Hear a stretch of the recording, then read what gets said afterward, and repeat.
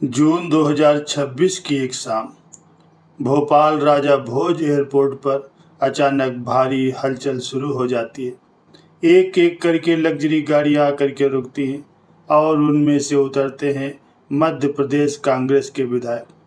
किसी के हाथ में सूटकेस है तो कोई अपने पूरे परिवार और 11 महीने के बच्चे को साथ लेकर पहुंचता है। एयरपोर्ट के अंदर एक चार्टर्ड फ्लाइट तैयार खड़ी है, लेकिन ट्विस्ट तब आता है जब भोपाल एयरपोर्ट अथॉरिटी इस फ्लाइट को उड़ान भरने की परमिशन देने से साफ मना कर देती। कहा जाता है कि इस फ्लाइट के पास जरूरी क्लियरेंस नहीं है। एयरपोर्ट पर करीब 2 घंटे तक भयंकर जद्दोजहद चलती है। फ़ोन घनघनाने लगते हैं। दिल्ली से लेकर बेंगलोर तक के बड़े नेता एक्टिव हो जाते हैं और आखिरकार हरी झंडी मिलते ही 38 विधायक एक साथ आसमान में उड़ जाते हैं और बाकी बचे 22 विधायक रात की रूटीन फ्लाइट से निकल जाते हैं। उनका गंतव्य क्या है? कर्नाटक की राजधानी बेंगलोर। ये कोई छुट्टी मनाने की ट्रिप नहीं दोस्तों, बल्कि ये भारतीय राजनीति का वो खेला है जिसे हम रिसोर्ट पॉलिटिक्स कहते हैं। मध्य प्रदेश के पूरे 62 विधायक रातों रात राज्य से बाहर भेज दिए गए। दिल्ली में बैठे पीएम नरेंद्र मोदी और गृह मंत्री अमित शाह इस पूरी हलचल पर पैनी नजर रखे हुए। और उधर राहुल गांधी के एक फोन पर कांग्रेस के सबसे बड़े संकट मोचन डीके शिव कुमार यानी डीके को इस ड्यूटी पर लगा दिया गया।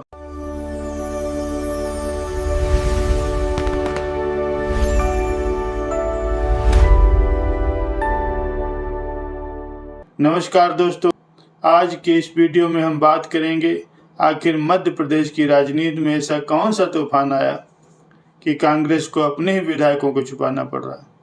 क्या बीजेपी राज्यसभा चुनाव में कोई बहुत बड़ा उलटफेर करने वाली है? चलिए नंबर गेम और इसके पीछे की इनसाइड स्टोरी को बिल्कुल आसान भाषा में समझते हैं। अब आपके मन में सबसे पहला सवाल यही आएगा कि आखिर 18 जून को होने वाले विधानसभा चुनाव के लिए कांग्रेस इतनी डरी हुई क्यों है? क्या कांग्रेस को अपने ही विधायकों पर भरोसा नहीं? लेकिन दोस्तों, बात भरोसे की नहीं है, बात है नंबर गेम यानी आंकड़ों की। चलिए मध्य प्रदेश का सीधा गणित समझते हैं। मध्य प्रदेश में कुल 3 राज्यसभा सीटों पर चुनाव होना। विधानसभा में कुल 230 सीटें। इस समय बीजेपी के पास 163 विधायक है और कांग्रेस के पास कुल मिलाकर 64 विधायक थे, लेकिन एक विधायक कोर्ट के आदेश के बाद वोट नहीं डाल पाएगा और एक विधायक निर्मला स्प्रे बीजेपी के साथ खेमे में खड़ी दिखाई दे रही। यानी अब कांग्रेस के पास एक्टिव वोटर्स की संख्या बचती है ठीक 62 विधायक। अब इस खतरे को समझिए। नियम के मुताबिक मध्य प्रदेश में राज्यसभा की एक सीट जीतने के लिए प्रथम वरीयता के 58 विधायकों के वोट की जरूरत होती है। बीजेपी के पास 163 विधायक हैं, यानी 58 गुणे 2 116 वोट देकर बीजेपी अपनी 2 सीटें बेहद आसानी से जीत रही। इसके बाद भी बीजेपी के पास 47 वोट अतिरिक्त बच जाते हैं। अब आती है तीसरी सीट की बारी। कांग्रेस के पास कुल 62 विधायक हैं और जीत के लिए चाहिए 58, यानी कांग्रेस के पास सिर्फ 4 वोट ज़्यादा। अगर कांग्रेस के सिर्फ 5 विधायकों ने पाला बदल लिया या क्रॉस वोटिंग कर दी या वो वोटिंग के दिन गायब हो गए तो कांग्रेस के पैरों के नीचे से जमीन खिसक जाएगी और बीजेपी अपने 47 सरप्लस वोटों और कुछ निर्दलीय या बागियों के दम पर तीसरी सीट भी छीन ले जाएगी। यही वो सबसे बड़ा डर है जिसने कांग्रेस आला कमान की रातों की नींद उड़ा रखी। कांग्रेस के इस डर को आप हल्के में नहीं ले सकते, क्योंकि मध्य प्रदेश में कांग्रेस पहले भी दूध से जल चुकी है। इसलिए इस बार वो छाछ भी फूंक फूंक करके पी रही। याद कीजिए साल 2020 का वो मार्च का महीना। मध्य प्रदेश में कमलनाथ की सरकार चल रही थी। अचानक ज्योतिराज सिंधिया अपने वफादार 22 विधायकों को लेकर बेंगलोर के ही एक रिसोर्ट में जाकर के बैठ गए थे। कांग्रेस देखती रह गई। कमलनाथ फोन करते रह गए, लेकिन वो विधायक वापस नहीं आए।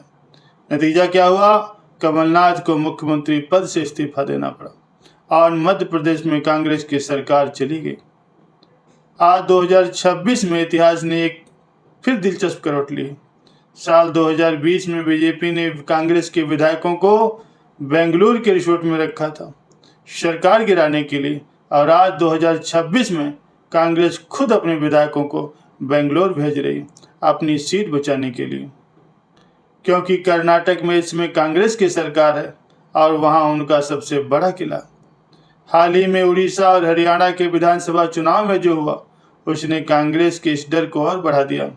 उड़ीसा में कांग्रेस के कई विधायकों ने पाला बदल करके एनडीए के पक्ष में क्रॉस वोटिंग कर दी थी। हरियाणा से भी ऐसी ही खबरें आई थी। जब राहुल गांधी ने देखा कि हर राज्य में कांग्रेस के विधायक बिक रहे हैं या टूट रहे हैं, तो उन्होंने तुरंत मध्य प्रदेश के नेता प्रतिपक्ष उमंग सिंगार को आदेश दिया, एक भी विधायक भोपाल में नहीं रुकना चाहिए, सबको तुरंत सेफ हाउस पहुंचाओ। जब बात विधायकों को संभालने और विरोधी पार्टी के ऑपरेशन लोटस को फेल करने की आती है, तो पूरी कांग्रेस पार्टी में सिर्फ एक ही नाम गूंजता है, वो है डीके शिवकुमार। डीके कर्नाटक के डिप्टी सीएम हैं और उन्हें भारतीय राजनीति का मशीन मैन या संकट मोचन कहा जाता है। चाहे गुजरात का चुनाव हो, महाराष्ट्र का सियासी घमासान हो या फिर अब मध्य प्रदेश का मामला, जब भी कांग्रेस को अपने विधायक बचाने होते हैं, जिम्मेदारी डीके को सौंपी जाती। राहुल गांधी ने दिल्ली से सीधे डीके को ड्यूटी पर लगाया। बेंगलोर के जिस रिसोर्ट में इन 62 विधायकों को ठहराया गया है, वहां परिंदा भी पर नहीं मार सकता। रिसोर्ट के चारों तरफ कर्नाटक पुलिस और डीके के खास बाउंसरों का कड़ा पहरा है। विधायकों के मोबाइल फोन पर नजर रखी जा रही। बाहरी किसी भी व्यक्ति को रिसोर्ट के अंदर जाने की इजाजत नहीं। यहाँ तक कि बीजेपी का कोई भी नेता या एजेंट उनसे संपर्क नहीं कर सकता। इसके लिए जेमस तक का इस्तेमाल करने की खबरें आ रही हैं। वहाँ विधायकों को क्या सिखाया जा रहा है?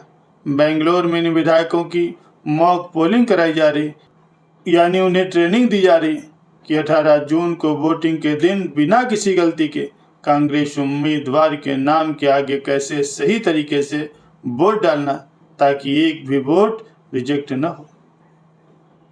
कांग्रेस विधायक विजय चौरे ने भोपाल से निकलते वक्त मीडिया से कहा कि पिछली बार जब सिंधिया जी जा रहे थे तब हमें 50-50 करोड़ का ऑफर आया था। जब हमने तब वो ऑफर ठुकरा दिया था, अब तो 10-15 करोड़ में क्यों बिकेंगे? हम बिकाऊ नहीं टिकाऊ हैं, लेकिन राजनीति में कौन कितना टिकाऊ ये तो सिर्फ वक्त ही बताता। अब दूसरी तरफ बात करते हैं देश के प्रधानमंत्री नरेंद्र मोदी और गृह मंत्री अमित शाह की। चाणक्य नीति के लिए जाने जाने वाले अमित शाह की नजरें कांग्रेस की रिसोर्ट पॉलिटिक्स पर पूरी तरह से टिकी हुई। बीजेपी के नेताओं का कहना है कि कांग्रेस अपने विधायकों पर अविश्वास कर रही और उन्हें जबरदस्ती कैद करके ले गई।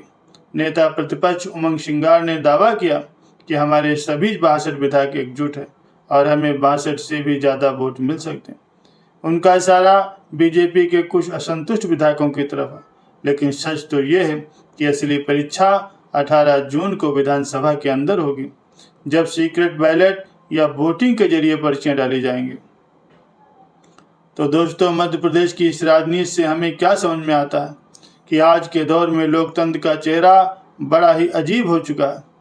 जनता नेताओं को चुन करके तो विधानसभा भेजती है ताकि वो उनके क्षेत्र का विकास कर सके, लेकिन चुनाव आते ही इन नेताओं को किसी कीमती सामान की तरह एक राज्य से दूसरे राज्य की प्लाट में छुपाना पड़ता है। खैर, 18 जून को होने वाले इस विधानसभा चुनाव में ऊंट किस करवट बैठेगा? क्या कांग्रेस अपनी साख और वो एक सीट बचा पाएगी या बीजेपी फिर से कोई बड़ा सर्जिकल स्ट्राइक करेगी?